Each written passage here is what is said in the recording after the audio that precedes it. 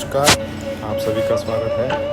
हम अब तक की सुंदरकांड देख चुके थे और हमने देखा था कि भगवान समुद्र से मार्ग मांगते हैं और उनके मार्ग न देने पर भगवान अपना अग्नि बाण चढ़ा देते हैं और तब समुद्र प्रकट होकर उनको उपाय बताता है कि आप इस उपाय से समुद्र के पार जाएंगे।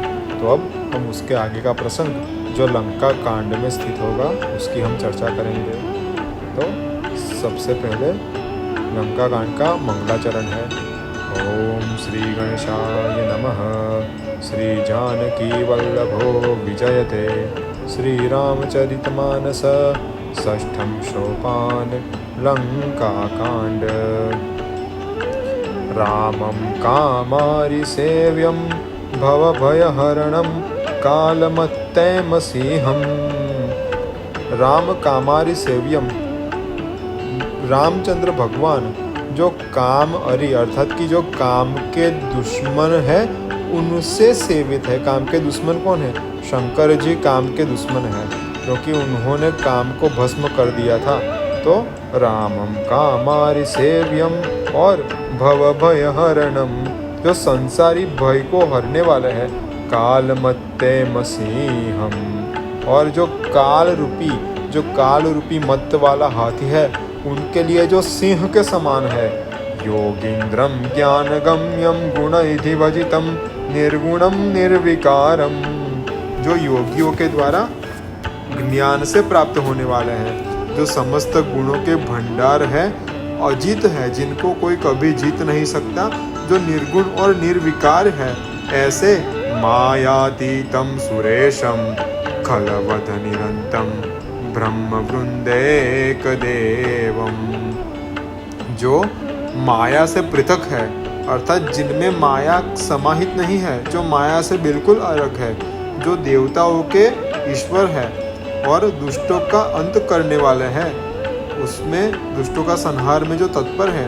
और ब्राह्मणों के प्रधान जो देवता है, ब्राह्मण वृंदेक देवम वंदे कंदावदांतम सरसिज नयनम देवमुर्विशरूपम जो मेघ के समान सुंदर कमल के सदृश नेत्र वाले और पृथ्वी के मालिक है। ये समस्त पृथ्वी है जिनके वो मालिक है, उन भगवान की मैं वंदना करता हूँ। शंखेन्द्वाभमतीव सुन्दरतनुं शार्दूलचर्माम्बरं कालव्यालकरालभूषणधरं गङ्गाशशाङ्कं प्रियं काशीशं कलिकल्मषोदशमनं कल्याणकल्पद्रुमं नौमिघ्यं गिरिजापतिं गुणनिधिं कंदर्पहं शंकरम जो शंख और चंद्रमा के समान कांति वाला है, अत्यंत ही सुंदर जिनका शरीर है शार्दूल चर्मांबरम और जो सिंह का चर्म वस्त्र धारण करते हैं और भीषण काल रूपी सर्प के जो भूषण को सदैव धारण किया करते हैं, जिनके मस्तक पर गंगा और चंद्रमा को वो प्रेम से धारण करते हैं। ऐसे काशीपति कली युग के पाप के समूल समूह को नष्ट करने वाले, जो कल्याण के स्वयं कल्प वृक्ष ही है और जो गुण की राशि है, जिन्होंने कामदेव को भस्म कर दिया है और जो पार्वती जी के स्वामी है, उन शंकर जी को मैं बारंबार प्रणाम करता हूँ। जो शंकर जी यो ददाति सताम शंभुः कैवल्यमपि दुर्लभम खलानां दंडक्रुधोषो शंकरम शमतनोतु माम जो शिवजी सत्पुरुषों को निश्चय ही दुर्लभ, अत्यंत ही दुर्लभ कैवल्य मुक्ति प्रदान कर देते हैं और जो दुष्ट मनुष्यों को बड़ा दंड देते हैं, वे शिवजी मेरा कल्याण करें। लवनिमेष परमाणु जुग बरस कल्प सरचंड भजसि न मन तेहि राम कहु काल जासु को दंड। तुलसीदास जी कहते हैं कि हे मेरे मन, जिनका काल धनुष्य है और लव निमेष परमाणु वर्ष और युग कल्प पर्यंत जो तीक्ष्ण बाण उस काल के हैं, उन रामचंद्र जी का तू क्यों भजन नहीं करता। तो देखिए यहाँ तक कि लंका कांड का मंगलाचरण और शंकर जी की और राम भगवान की वंदना हो गई। और अब हम यहाँ अब जो प्रसंग सुंदर कांड में बाकी था उसके आगे का प्रसंग हम शुरू करते हैं। सिंधु वचन सुनी राम सचिव बोले प्रभु अस कहेऊ अब विलंब के ही काम करहु से तू उतरई कटक। समुद्र के वचनों को सुनकर रामचंद्र जी ने मंत्रियों को बुलाकर ऐसा कहा कि अब देरी किसके लिए हो रही है, तुरंत ही इस समुद्र के ऊपर पुल बंधा दो जिससे हमारी पूरे की पूरी सेना उस पार उतर जाए। तब जामवंत जी क्या कहते हैं, सुनहु भानुकुल केतु जामवंत कर जोरी कह नाथ नाम तव सेतु नर चढ़ी भवसागर तरही। तो जामवंत जी भगवान को हाथ जोड़कर विनय करके कहते हैं कि है भानुकुल केतु, ये सूर्य कुल के पताका, एक सूर्य कुल की ध्वजा के समान है मेरे स्वामी। सुनिए, आपका नाम ही सेतु है, अर्थात आपके नाम के बिना सेतु की रचना नहीं होगी भगवान, और वास्तव में तो आपका नाम ही सेतु है। क्या कहते हैं, नाथ नाम तव सेतु, और उसी का आधार लेकर ये सभी मनुष्य संसार सागर को पार कर जाएंगे। नर चढ़ी भव सागर तरही, उसी आपके नाम के सहारे से सभी के सभी नर इस भव सागर को तर जाएंगे। तब यह लघु जलधि तरत कति बारा अस सुनी पुनि कह पवन कुमारा प्रभु प्रताप बड़वानल भारी सोखे प्रथम पयो निधि बारी। जब भगवान ने सभी को पूछा कि ये छोटा सा समुद्र पार करने में हमें कितनी देर लगेगी, तब हनुमान जी कहते हैं कि हे भगवान अस सुनी पुनि कह पवन कुमारा। ऐसा सुनकर हनुमान जी ने क्या उत्तर दिया, हे भगवान आपके प्रताप से मैंने जो पहले बड़ी आग लगाई थी ना, तो उसी आग से मैंने ये पूरे का पूरा समुद्र सुखा दिया था। तो भगवान पूछते हैं तो फिर हनुमान यहाँ इतना समुद्र फिर आया कैसे। तो क्या कहते हैं हनुमान जी, तवरी पुनारी रुदन जलधारा भरेउ बहोरी भयउ तेहि खारा सुनियति उक्ति पवन सुत केरी हर्षे कपि रघुपति तनहेरी। हनुमान जी कहते हैं कि हे भगवान मैंने तो पूरा समुद्र सुखा ही दिया था, लेकिन रावण की स्त्रियां और उसके नगरवासी ने स्त्रियां रो रो कर वो पूरा समुद्र वापस भर दिया, इसीलिए यह भी बहुत खारा हो गया है। जब हनुमान जी ने ऐसी युक्ति कही तब सभी बहुत ही प्रसन्न हो गए। हर्षे कपि रघुपति तनहेरी, और रघुनाथ जी की ओर देखकर प्रसन्न हुए। और क्या कहते हैं, जामवंत बोले दो भाई नल नील ही सब कथा सुनाई राम प्रताप सुमिरी मन माही करहु से तू प्रयास कछु नाही। जामवंत जी ने नल और नील दोनों भाइयों को बुलाया और सारी कथा कह दी जो समुद्र देव ने रामचंद्र जी को कही थी। और क्या कहते हैं कि तुम लोग ज्यादा परिश्रम मत करना, बस अपने मन में राम प्रताप सुमिरी मन माही, राम जी का प्रताप का बस मन में स्मरण कर देना। और करहु सेतु प्रयास कछु नाही, और तुम पूरे का पूरा सेतु बना दो, तुम्हें उसमें कुछ भी प्रयास नहीं होगा।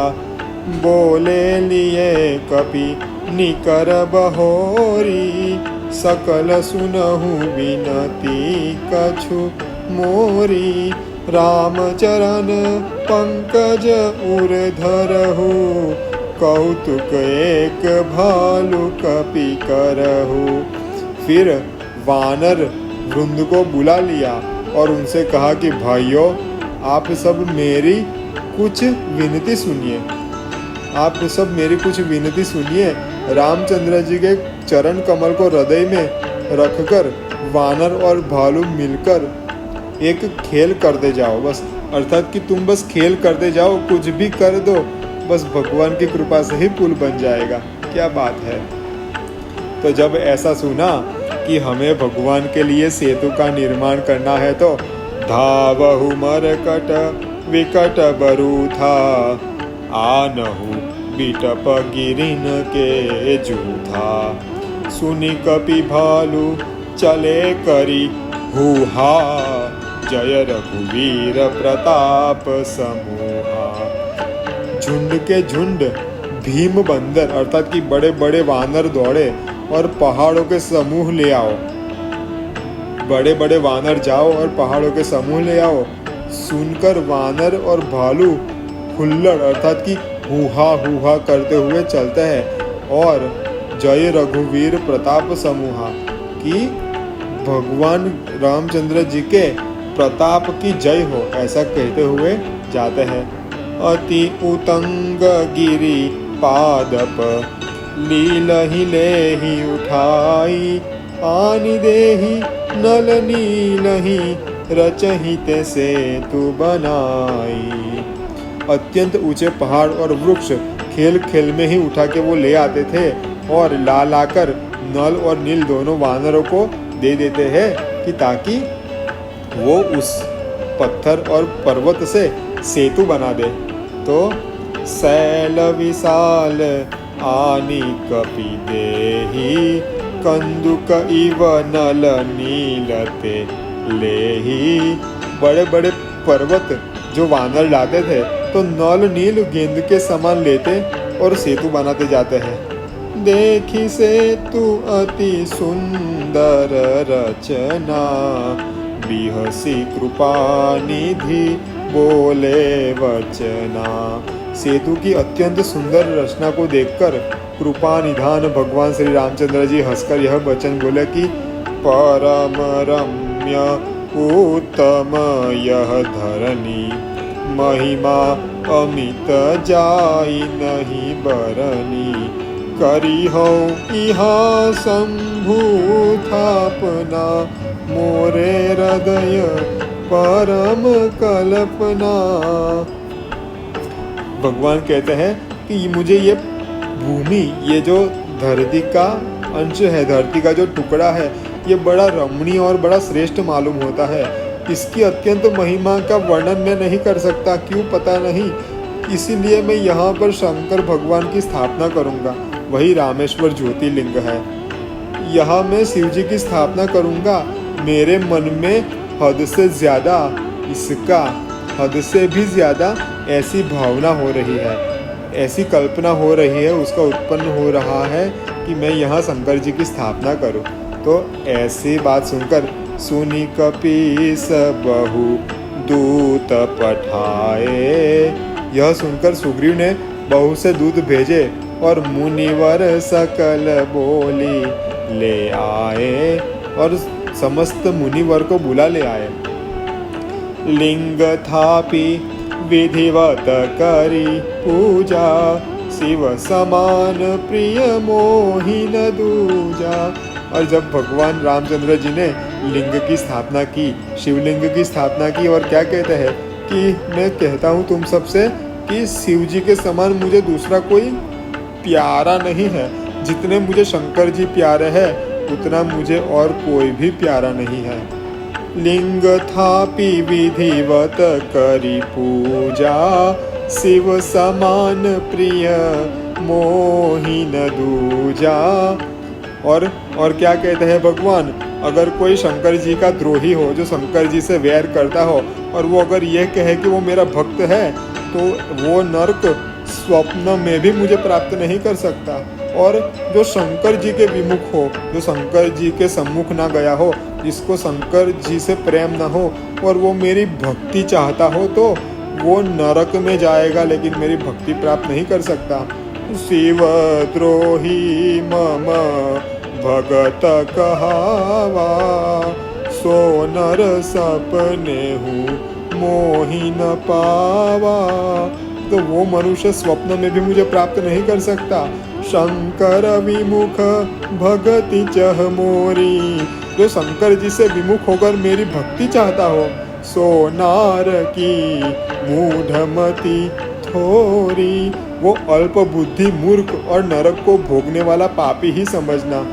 और क्या कहते हैं, शंकर प्रिय मम द्रोही शिवद्रोही मम दास, ते नर करही कल्प भरी घोर नरक महवास।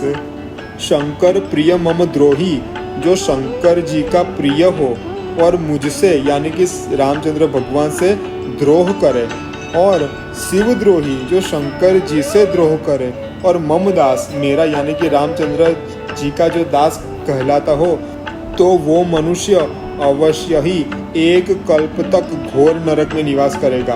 और भगवान क्या कहते हैं, जो रामेश्वर दर्शन करी हही, ते तनु तजी मम लोक सिधरी हही, जो गंगा जल आनी चढ़ाई, सो सायुज्य मुक्ति नर पाई।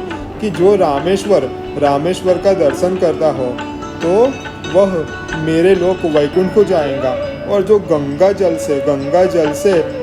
का जल से इस पर स्नान कराए, इसको चढ़ाएगा, तो वो मनुष्य क्या प्राप्त करेगा, सायुज्य, जो मेरा स्वरूप है उसे प्राप्त कर लेगा, अर्थात कि वो सायुज्य मुक्ति भगवान उसे प्रदान कर देंगे। और आगे क्या कहते हैं, होई अकाम जो छल तजी से ही, भगति मोरी ते ही शंकर देहि, मम कृत से तुझो दर्शन करिहि, सो बिनु श्रम भव सागर तरिहि। जो निष्काम भावना से अर्थात कि मन के सभी छल को छोड़कर जो इधर सेवा करेगा, वही अकाम जो छल तजी से ही, तो क्या होगा उसके लिए, भगति मोरी ते ही शंकर देहि, तो शंकर भगवान उसको मेरी भक्ति प्रदान करेंगे। और जो मैंने जो सेतु बनाया है, मैंने जो समुद्र पर पुल बनाया है, उसका अगर कोई दर्शन करेगा तो वो बिना कोई सहारे ही, बिना कोई परिश्रम किए ही ये भवसागर से पार हो जाएगा। राम वचन सबके जिय भाए, मुनिवर निज निज आश्रम आए, गिरजा रघुपति कै यह रीति, संतत करहि प्रणत पर प्रीति। कि रामचंद्र जी के वचन सबके मन को बड़े ही अच्छे लगे और मुनिवर अपने अपने आश्रम को लौट आए। शंकर जी माता पार्वती जी से कहते हैं कि हे गिरजा, भगवान की यही रीति है कि वे अपने भक्तों पर सदा ही प्रेम किया करते हैं।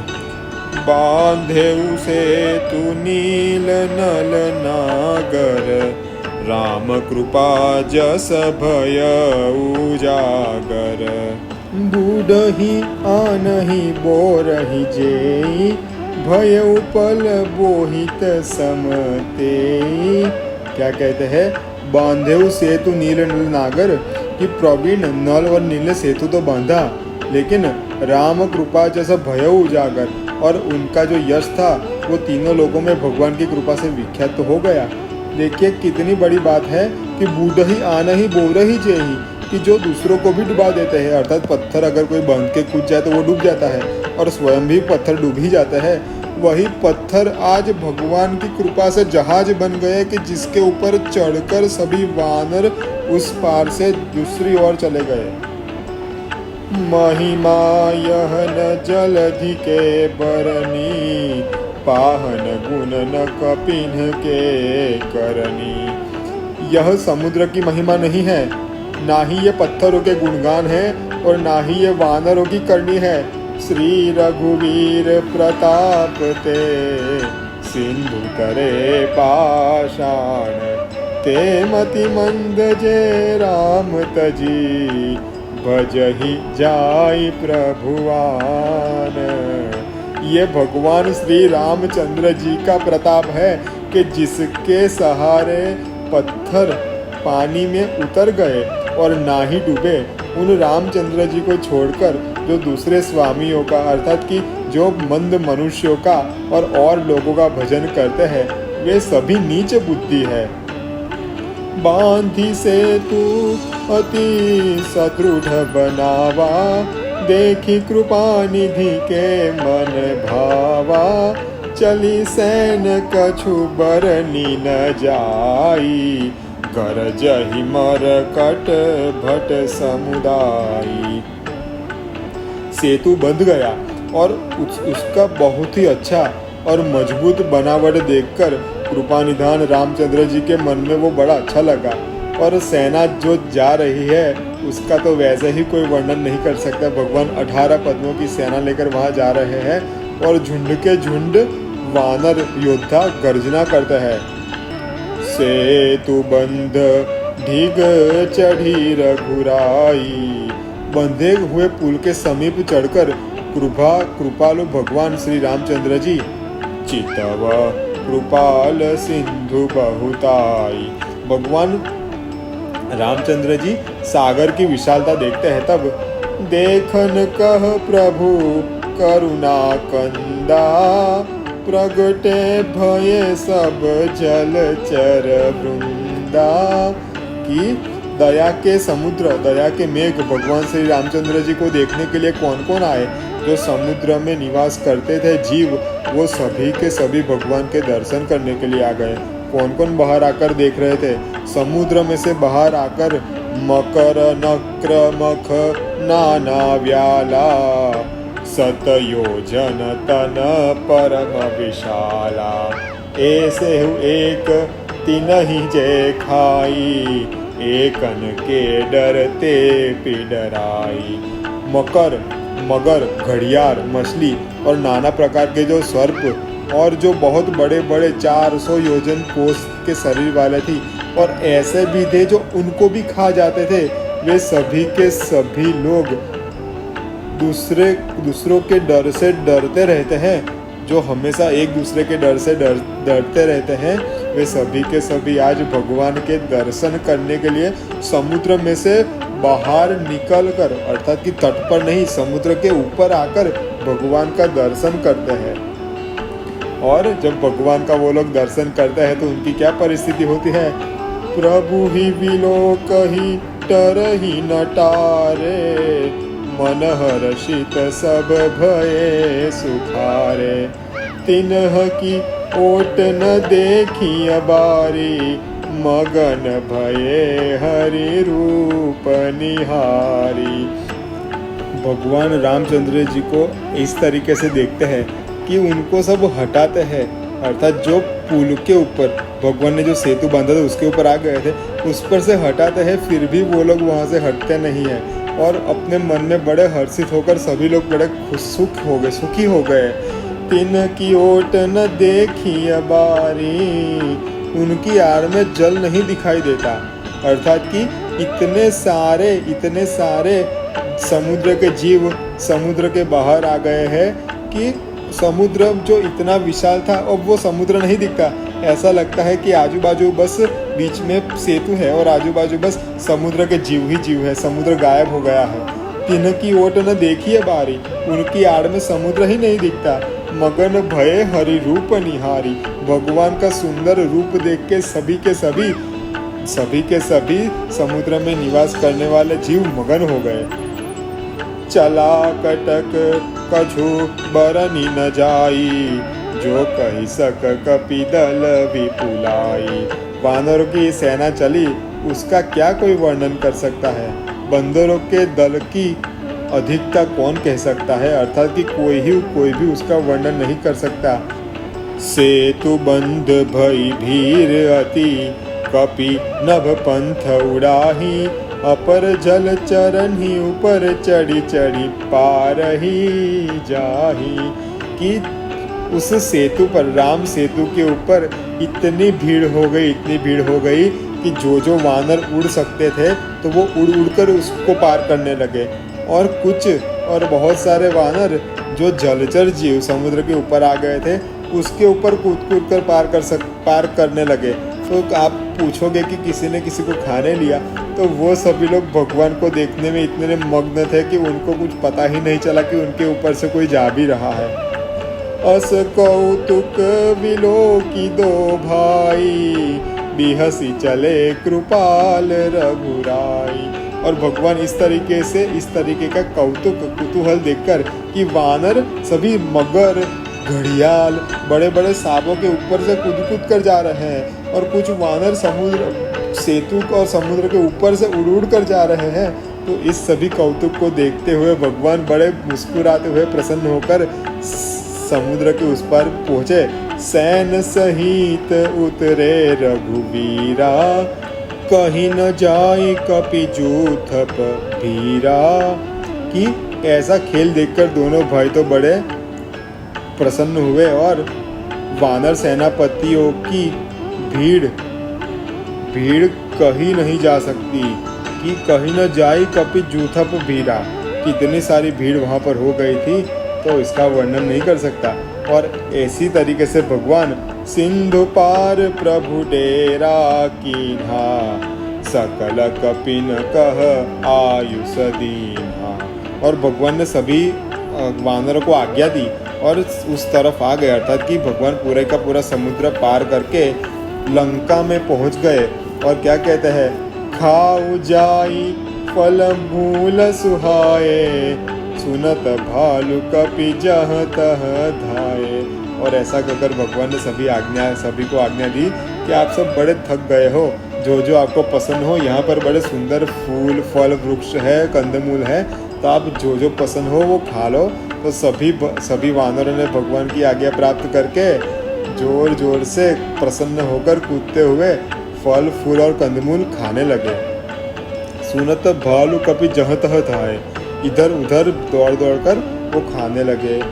और इसके आगे का प्रसंग कि किस तरीके से भगवान रावण का घमंड तोड़ेंगे, जब भगवान अपना अदृश्य बाण रावण के ऊपर चला देंगे, और किस तरीके से रावण का मुकुट और मंदोदरी के कुंडल गिरा देंगे।